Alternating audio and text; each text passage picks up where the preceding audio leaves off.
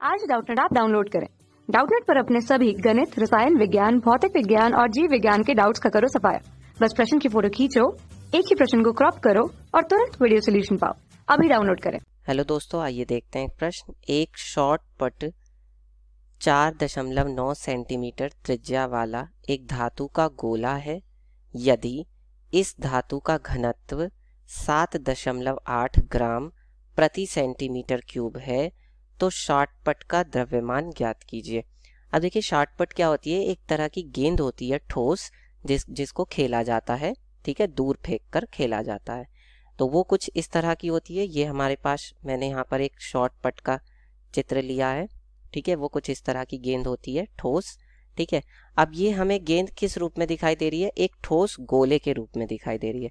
तो हम मान लेते हैं कि ये जो गेंद है वो, या कह सकते हैं शॉर्ट पट है, इसकी त्रिज्या r है। तो हमने माना, यहाँ पर माना जो शॉर्ट पट है, शॉर्ट पट, इसकी त्रिज्या कितनी है? r है, त्रिज्या r है, ठीक है। तब इन्होंने हमें क्या दिया है कि जो इसकी त्रिज्या है r वो 4.9 सेंटीमीटर है, ठीक है।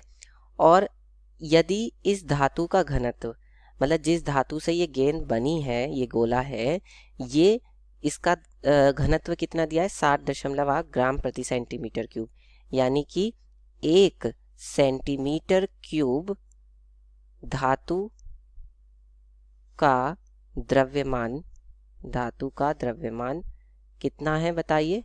ये है आपका 7.8 ग्राम, ठीक है, इतना है। लेकिन हमसे तो पूरे शॉर्ट पट का द्रव्यमान पूछा गया है। तो अब हमें पता है कि द्रव्यमान बराबर क्या होता है? द्रव्यमान बराबर होता है आयतन और गुणा घनत्व। आयतन गुणा क्या होता है? घनत्व। इसलिए हमें पूरे शॉर्ट पट का पहले क्या निकालना पड़ेगा? आयतन निकालना पड़ेगा, क्योंकि घनत्व तो हमें पता है, पूरे धातु के लिए घनत्व तो एक ही रहेगा, ठीक है। अब यहाँ पर हम क्या करते हैं कि उस धातु के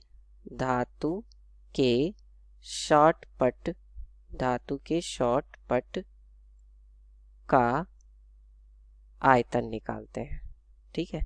तो ये क्या होगा? ये एक तरह से ठोस गोले का आयतन होगा, ठीक है। किसका आयतन होगा? ठोस गोले का आयतन, ठीक है। अब ये किसके बराबर हो जाएगा? ठोस गोले का आयतन होता है 4/3 पाई और उसकी त्रिज्या का घन। अब यहाँ से अगर हम निकालें तो ये कितना होगा? 4/3 पाई का मान होता है 22/7 और जो इसकी त्रिज्या है वो दी है 4.9, तो यानी कि 4.9 और गुणा में 4.9 और गुणा में 4.9। अब अगर मैं यहाँ से दशमलव हटाऊं तो बटे में क्या आएगा? 0 आ जाएगी, है ना। यानी कि ये 49/10 हो जाएगा और गुणा में ये 49/10 और गुणा में 49/10। अब देखिए, 7 से 49 कट जाएगा 7 बार में, क्योंकि 7 सत्ते 49 होता है, ठीक है। और 4 से 10 कट जाएगा, कितना, मतलब 2 दूनी 4 और 2 पंजे 10। फिर इस 2 से ये 10 कट जाएगा 5 बार में। फिर 11 दूनी 22, ठीक है, और 2 पंजे 10, ये कट गया। तो ऊपर हमारे पास क्या बचा? 11 और 7 और 49 और 49, ठीक है। और बटे में क्या बचा? 3 और 5 पंजे 25, यानी कि 5 गुणा 5 गुणा 5। जब हम इसे सरल करेंगे तो ये कितना? तो सरल करने पर यह आ जाएगा हमारा 493.005, ठीक है, इतने सेंटीमीटर क्यूब, ठीक है। तो ये उसका क्या आ गया? आयतन आ गया। अब हमें पता है कि 1 सेंटीमीटर क्यूब का कितना है द्रव्यमान, तो हम यहाँ से क्या निकाल सकते हैं? 493.005 सेंटीमीटर क्यूब, है ना। धातु का द्रव्यमान कितना हो जाएगा बताइए? धातु का द्रव्यमान बराबर ये हो जाएगा 493.005 गुणा में, और 1 सेंटीमीटर क्यूब का कितना दिया हुआ है हमें? 7.8 ग्राम। तो इसमें हम गुणा कर देंगे 7.8 से, तो कितना हो जाएगा बताइए?